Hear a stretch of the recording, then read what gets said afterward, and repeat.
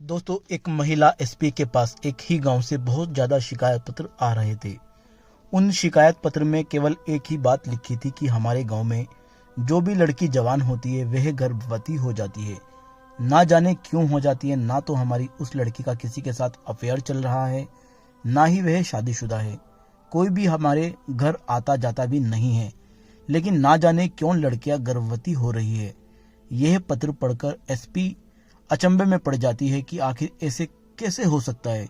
जाहिर सी बात है, जब कोई लड़की किसी व्यक्ति से बोलती तक नहीं है, वह अनमेरिड भी है, फिर वो कैसे गर्भवती हो जाती है। इस पर सोच विचार करके मैडम बहुत बड़ा एक्शन लेती है। मैडम उसी गांव में जाकर इस मामले की इंक्वायरी करती है कि आखिर लड़कियां कैसे गर्भवती हो रही है। दोस्तों, क्या हकीकत थी, इसके पीछे क्या राज था, मैडम कैसे इस मामले से पर्दा हटाती है, आइए जानते हैं पूरी कहानी की सच्चाई इस वीडियो में। लेकिन वीडियो में आगे बढ़ने से पहले आप सभी से निवेदन है कि आप वीडियो को एक लाइक जरूर कर दीजिए और हमारे यूट्यूब चैनल को सब्सक्राइब कर लीजिए, जिससे कि मेरा हौसला बढ़ता रहे। दोस्तों, आज की यह सच्ची कहानी मैं आपको सुनाने जा रहा हूँ। यह कहानी बहुत ही इंटरेस्टिंग है। यह कहानी आप सुनेंगे तो हैरत में पड़ जाएंगे, सोचने पर मजबूर हो जाओगे कि आखिर ऐसा कैसे हो सकता है। कुंवारी लड़कियां बिना किसी प्रेम के साथ रहे या बिना पति के गर्भवती कैसे हो जाती है, तो आइए जानते हैं। दोस्तों, यह कहानी मध्य प्रदेश की है। मध्य प्रदेश में एक थाना पड़ता है हेमपुर थाने में एक गांव पड़ता है हरिदासपुर, जो कि एक छोटा सा गांव है। गांव में जो भी लड़की जवान होती थी वो गर्भवती हो जाती थी। इस मामले को देखकर सभी लोग परेशान रहने लगे। गांव में बहुत ज्यादा निगरानी रहने लगी। सभी लोग अपनी अपनी लड़कियों पर इतनी कड़ी नजर रखने लगे कि वो रात दिन अपनी लड़कियों के विषय में सोचते रहते। लड़कियों को घर से अकेला नहीं जाने देते, ना ही किसी व्यक्ति को अपने घर के अंदर आने देते, क्योंकि उन्हें बस इसी बात का डर रहता था कि कहीं ऐसा ना हो जाए कि हमारी बेटी भी गर्भवती हो जाए। लेकिन कोई भी व्यक्ति घर नहीं आता था, न लड़की कभी घर से अकेली जाती थी। लेकिन फिर भी एक दिन उस लड़की के पेट में दर्द उठता है। फिर उसे शहर हॉस्पिटल लेकर जाया जाता है, तो डॉक्टर उन्हें बताते हैं कि आपकी बेटी गर्भवती है। यह बात सुनकर वह व्यक्ति बहुत ज्यादा परेशान हो जाता है, रोने लगता है। लड़की के पिता का नाम श्याम सिंह था। वह इस बात में खो जाता है कि आखिर अब मैं समाज में क्या मुंह दिखाऊंगा, लोग इससे क्या कहूंगा, जबकि मेरी लड़की गलत भी नहीं है, मेरे घर पर कोई आता जाता भी नहीं है, मैं हर उस समय अपनी लड़की के साथ रहता हूँ, फिर ऐसा कैसे हो गया। लड़की की माँ अपनी बेटी से पूछती कि बेटी, क्या तुम किसी व्यक्ति से बात करती हो, क्या तुम्हारा कोई प्रेमी है। वह लड़की रोने लगती है, कहती है कि माँ, मेरे साथ ऐसा कुछ भी नहीं है। तुम्हें तो पता है ना कि गांव में बहुत सारी लड़कियां जो जवान हो रही है वह गर्भवती हो जाती है। तो फिर वह यही कहती है कि उनका किसी के साथ ऐसा कोई रिश्ता नहीं है। माँ, ऐसा कुछ नहीं था, ना मेरा किसी से अफेयर चल रहा था, लेकिन मेरी समझ में नहीं आ रहा है कि आखिर मैं गर्भवती कैसे हुई। इस मामले को देखकर गांव में बहुत ज्यादा सन्नाटा छा जाता है। सभी लोगों के दिमाग में बस एक ही सवाल था कि आखिर इस समस्या का समाधान कैसे ढूंढा जाए। आप लोग हैरान हुए, परेशान हैं। शाम को 8 बजने से पहले ही सभी अपने घरों के दरवाजे बंद कर लेते, अपनी लड़की का कड़ा पहरा लगा देते। लेकिन इसके बावजूद भी जिस बात का डर उन्हें था, वही बात उनकी लड़कियों के साथ में हो जाती। तब श्याम सिंह अपने हाथ में शिकायत पत्र लेकर रोता हुआ अपनी बेटी को लेकर, जो शहर की महिला एसपी थी जिसका नाम रेणुका चौधरी था, उनके पास पहुंचता है। वह वहां रोता हुआ हाथ जोड़कर कहता है कि मैडम जी, हम बहुत ज्यादा परेशान हैं। सिर्फ हम ही नहीं, हमारा पूरा गांव परेशान है, क्योंकि गांव में जो भी लड़की जवान होती है वह गर्भवती हो जाती है। सभी लोग इस मामले को लेकर बहुत ज्यादा परेशान हैं। सभी लोग अपनी लड़कियों पर कड़ा पहरा रखते हैं, कड़ी नजर रखते हैं, कभी घर में अकेला नहीं जाने देते। जब लड़कियां सोती है तो हम इधर उधर चारपाई डालकर सोते हैं, लेकिन फिर भी ना जाने हमारी लड़कियां क्यों गर्भवती हो जाती है।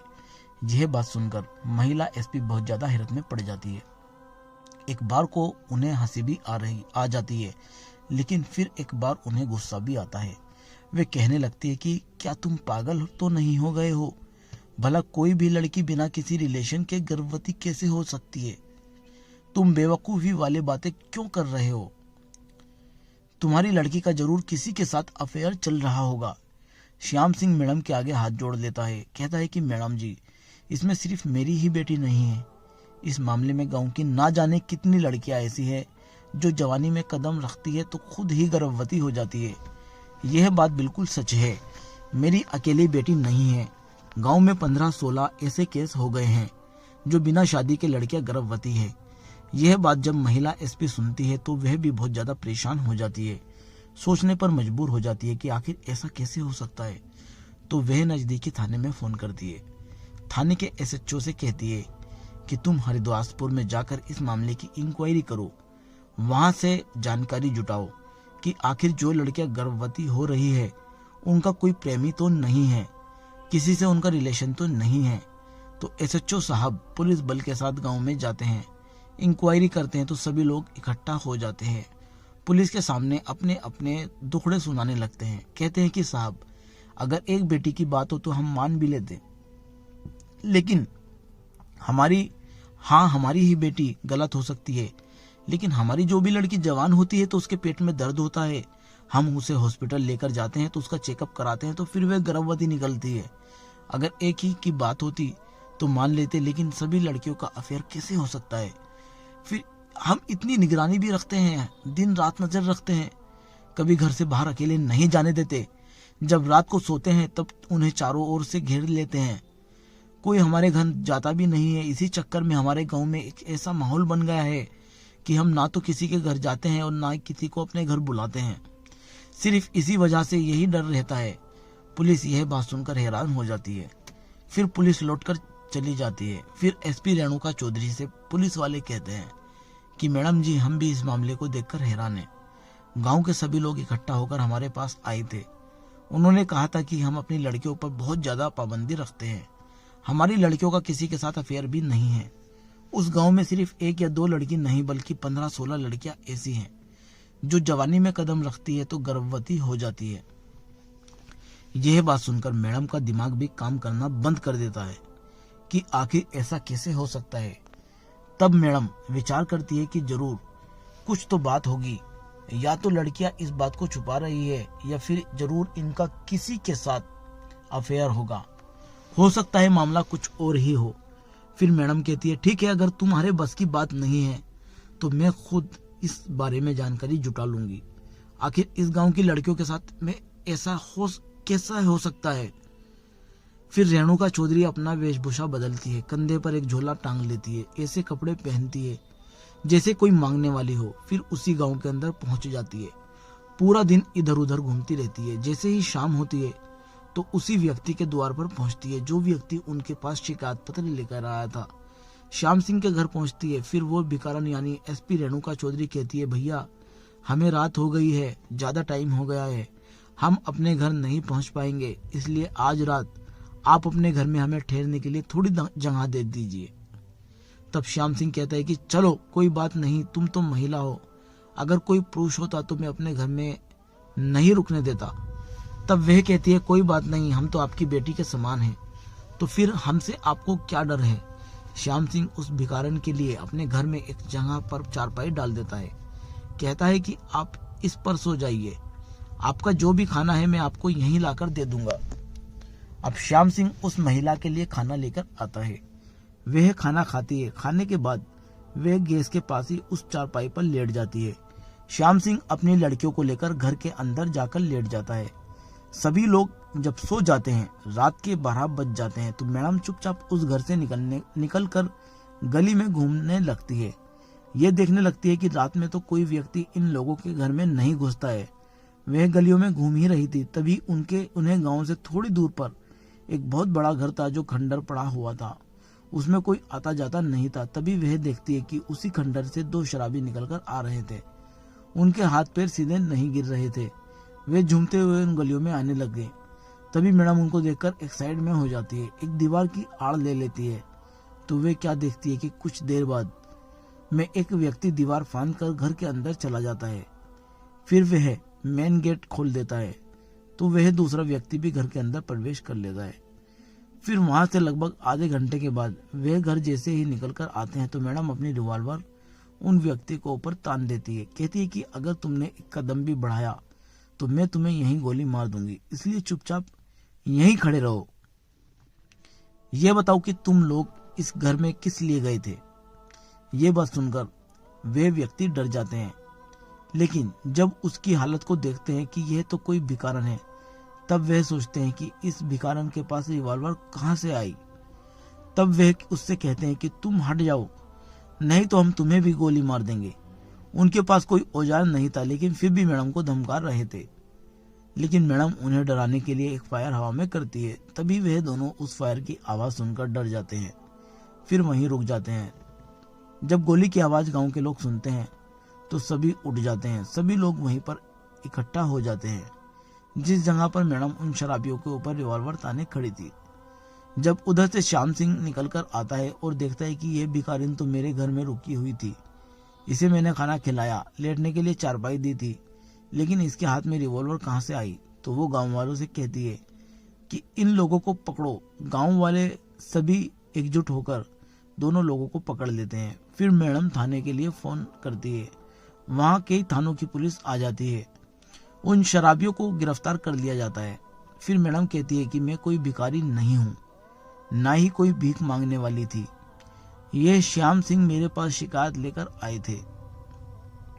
सभी गांव वालों की शिकायतें मेरे पास जा रही थी, तो इसीलिए मैं भेष बदल कर आई थी तुम्हारे गांव में यह देखने की आखिर तुम लोगों को पता नहीं चलता कि तुम्हारी लड़की के साथ में गलत काम कौन करता है। बस इसी इंक्वायरी के लिए मैं भिखारन बनकर आई थी। सभी गांव वाले कहते हैं कि मैडम ने बड़ा अच्छा काम किया जो हमारे गांव में इन शराबियों को पकड़ा, लेकिन इस बात का खुलासा नहीं हो पाया। पुलिस उन्हें थाने लेकर जाती है, फिर उनसे पूछताछ की जाती है। पहले तो वे कुछ बताते नहीं हैं।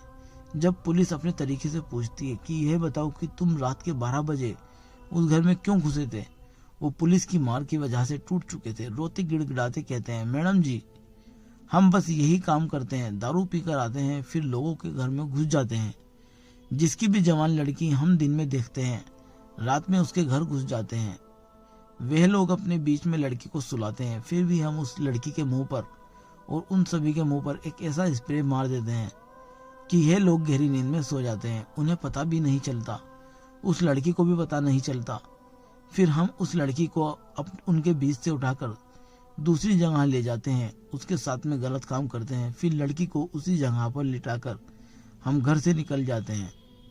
हमारा यह रोज का काम बन गया है, आज इस घर में तो कल उस घर में। इस प्रकार से यह लड़कियां गर्भवती हो जाती है। यह बात जब एसपी सुनती है तो फिर उनके तोते उड़ जाते हैं। सोचने लगती है कि यह लोग पूरे गांव की लड़कियों के साथ में ऐसा कर चुके हैं, किसी को पता भी नहीं है, किसी को भनक नहीं है। इनके बारे में अब बहुत ज्यादा टेंशन में पड़ जाती है।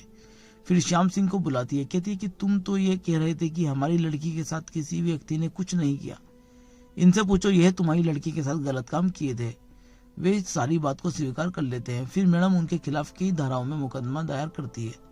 376 और जो भी होता है उन सभी धाराओं में मुकदमा दायर किया जाता है और उन्हें जेल भेज देती है। इस प्रकार से मैडम ने उन गांव वालों की सारी समस्या का समाधान किया। अब गांव वालों को इस बारे में पता चलता है तो वे बड़े खुश होते हैं और मैडम की बहुत तारीफ करते हैं। मैडम भी इस बात से निश्चित हो जाती है कि ऐसा तो हो ही नहीं सकता था। तो साथियों, मैडम ने इस प्रकार से एक भिखारन का भेष बदलकर रात में गांव के बाहर रुककर गांव की समस्या का समाधान किया। आप क्या कहना चाहते हैं एसपी रेणुका चौधरी के बारे में? आप क्या कहना चाहते हैं उन शराबी व्यक्तियों के बारे में? आपकी जो भी राय है कमेंट करके अवश्य बताइए। अगर कहानी आपको जरा भी पसंद आई हो तो हमारे यूट्यूब चैनल को सब्सक्राइब कर लीजिए और वीडियो को एक लाइक जरूर कर दीजिए। फिर से एक नई और इंटरेस्टिंग कहानी के साथ, तब तक के लिए धन्यवाद। जय हिंद, जय भारत।